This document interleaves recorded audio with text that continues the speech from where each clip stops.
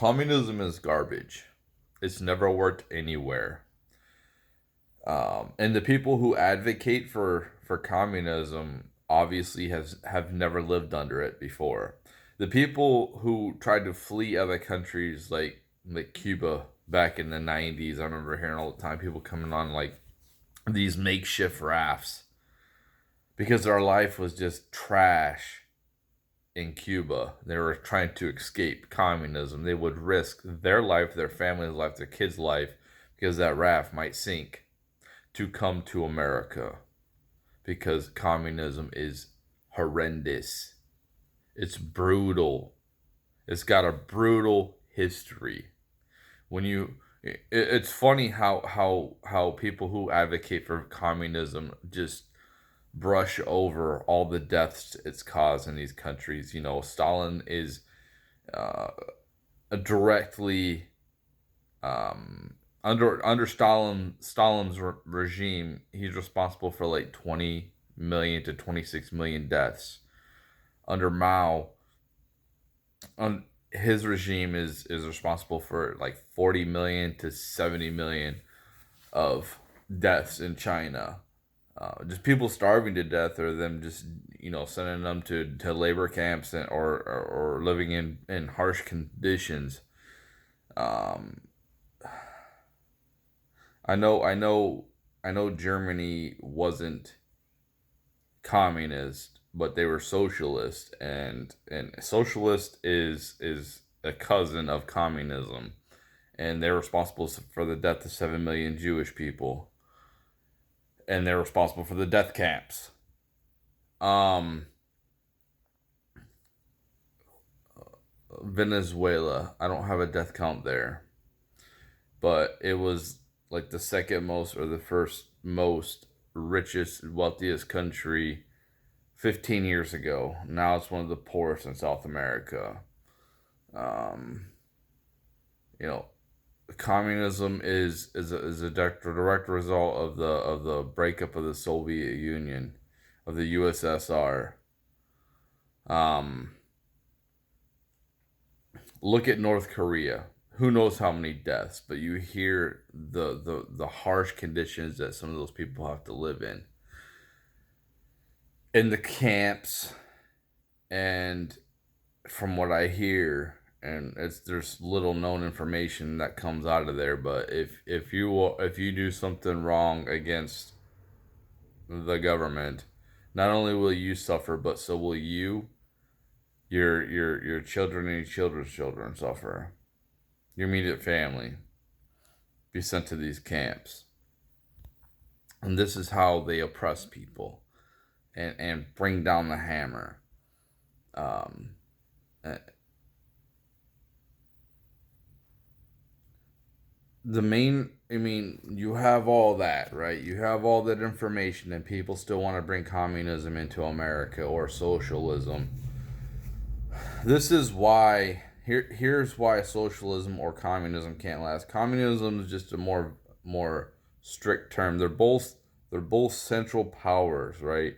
And central powers create corruption. Do you if you look at how Kim Jong Un lives, he lives in luxury compared to people in his country.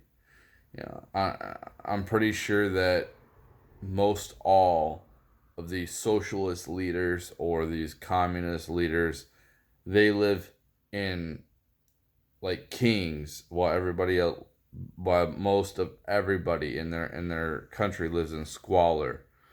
Um, and this is why I think that communism turns into a dictatorship. But the problem is too with the big problem with communism that people don't want to face or talk about. You hear about equality, everybody makes the same, everyone has everything that they need, which um the the the famines, the man-made famines that these communist regimes are responsible is absolutely horrendous. And people want to bring this here. People want to bring those harsh gulags here to America.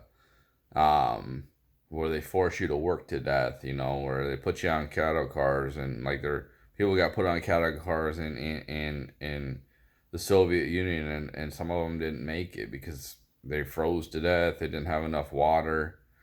Um, People would die from exhaustion, malnutrition, starvation, um, just being worked to death. Um,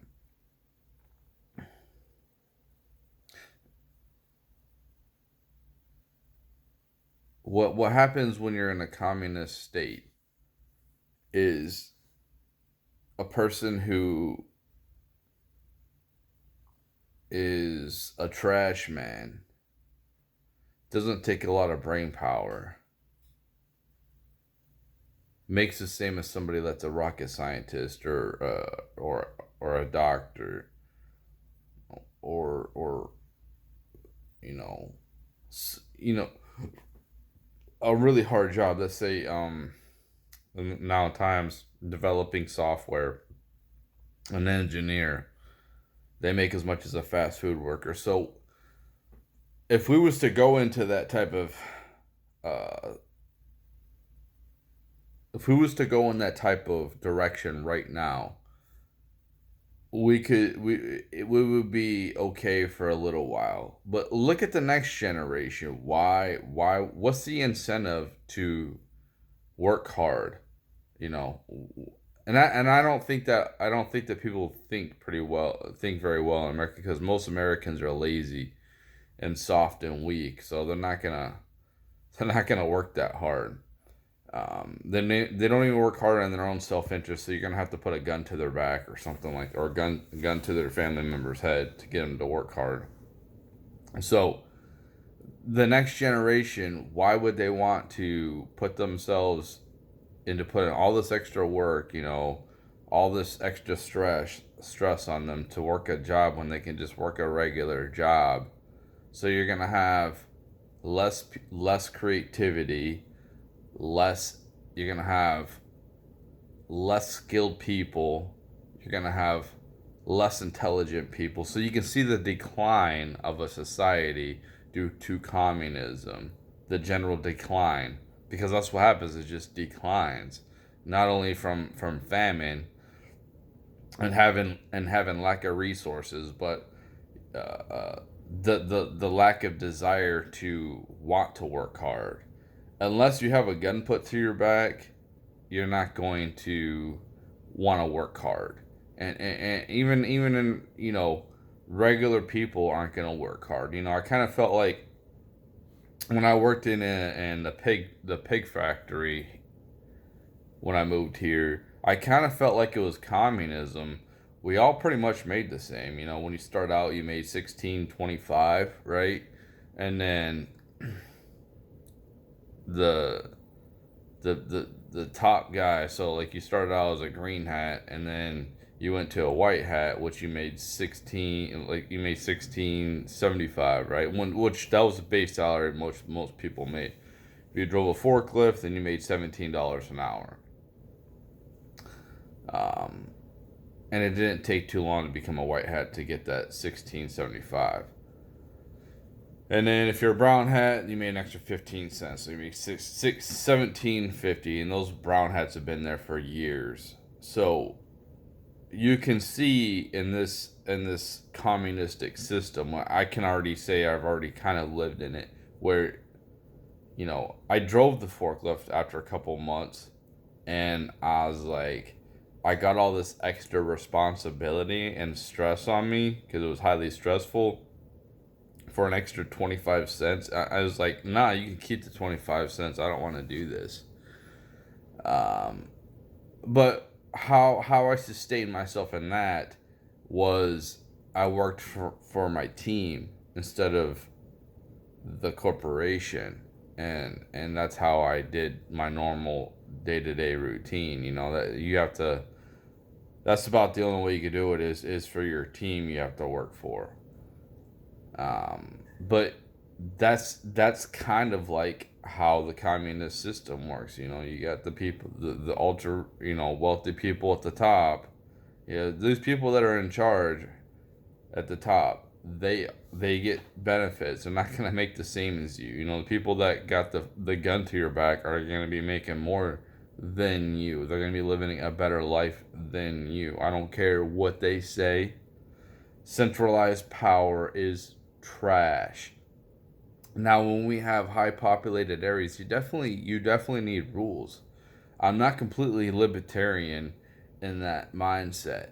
But what I'm saying is, when you take away people's freedoms, you create resentment, and you create harsh conditions. You just All you do is just decline your society as either an intellect, or there's just no incentive to work hard. In a capitalist society, I can work hard for myself. I'm not why would I want to work hard for a huge massive corporation or a huge massive, it doesn't really make much sense. It doesn't. So that's the thing, is human nature is how we work hard is through incentives to work hard. And in communism and socialism, you're basically just a slave. You're just a slave, and there's hardly any incentive to work harder than you have to. And then in this work environment that I was at, what it did was it made a bunch of people that didn't care about their jobs, because everybody made the same anyway. So if there was a merit-based system where people either made more for the day if they put out more work for the day, or um, you know, if people made more than the other person, you know, because they deserve it, substantially more, not just a couple pennies more, there would be more drive for people to care about their jobs. But people will care less about their country, less about their jobs, because they're just a cog in the system. That's all they are. That they're really kind of meaningless, and their whole existence feels like it's pointless. Um, when you wake up and you're an entrepreneur in a capitalist system, you can feel like you have some kind of a purpose in your life. And yeah, in a communist system, you can feel like, yeah, your purpose, but your purpose in that system, but you just don't. I imagine that you wouldn't feel as much ambition to be excited and creative and come up with new ideas that you would if you were an entrepreneur or living in a capitalist society. I don't, in America, I don't like the crony capitalists. I don't like the monopolies. I don't like the huge corporations. If you're rich and you live well, I'm not jealous of you at all. I'm not jealous of rich people. It's the ultra wealthy who get all the money, who manipulate things and get all the money sent to them by manipulating things, like manipulating free trade agreements where they can ship jobs overseas and have little kids make uh, stuff for Americans and ship it back, and instead of paying the wages to Americans to make that product. And obviously this doesn't help the environment, considering you have to put a bunch of gas out there and refined oil into the environment to ship it back here. But um, yeah, and this is a concentrated, and the politicians here are most of them are definitely corrupt, and their most interests are in what the wealthy want them to do, because they're getting some kind of incentives, whether we know about it or not, some kind of backdoor incentives. And I have no proof of this. This is just what I think of based off of their actions. because the most that somebody can contribute will be like a little bit over $2,000 to their campaign.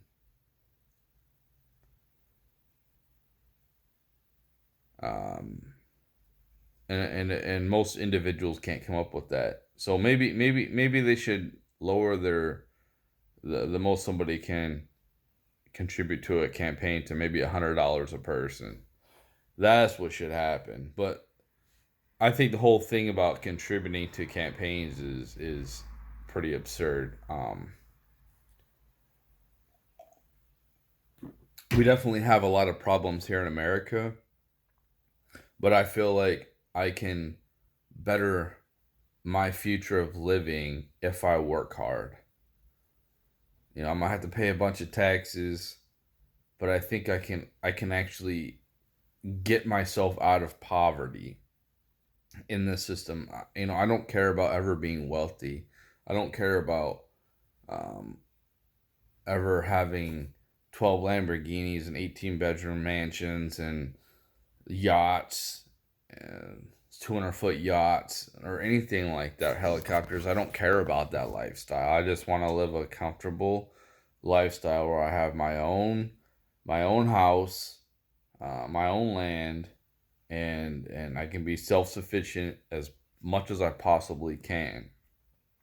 And whether you're whether you're born in the project somewhere or some kind of trailer, some poor trailer somewhere, you can lift yourself out of that poverty. And if you decide to have a family, you can leave or let your children live in a better environment than you were raised in. But in a communist society, you don't have that option. You're just told you have to work this job, and they could go further in this new old system they're trying to bring in America, where they tell you who you have to have a relationship with. I mean, could you imagine them telling you you have to have a relationship with some fat woman or some video game beta guy, or some kind of transgender person, you know, the government. I like small government. I don't like big government because big government is it doesn't pivot well. It's so bulky and slow moving, and you got to go through this and go through that, and change just happens so slowly. When change is different, when things are different in every region, it's not like this every state is the exact same in every all the cultures or with the money. No, we all have we're different economically wise, or what we do, or whatever. um so just to have a broad, controlling system over it. I mean, government just really needs to stay out of our lives. That's what it really needs to do. That's why I like small government. And communism, it just it leads to, yeah, like you can even look at the teacher unions. Like, the unions are trash now. The unions were really good back in the day when they needed them, when their work conditions were really tough. Now look at these teachers, they don't even want to go back to work. Everything's opening up, but they don't, some places they don't want to go back to work, like in Seattle. They're getting paid all this money, yet they don't want to go back to work. And we just came out with the stimulus to help these schools. Even though these schools have been closed, I don't know why they're getting more money. These